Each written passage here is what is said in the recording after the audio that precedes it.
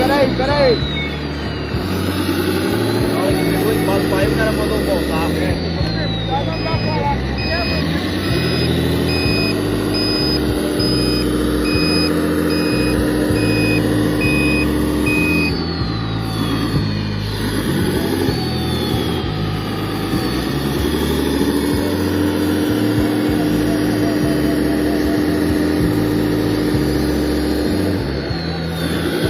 Tem que ter uma contada só, mas não tem preguiça não, Gabriel.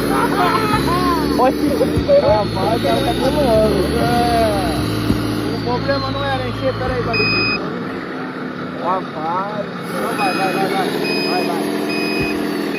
Passa pra lá.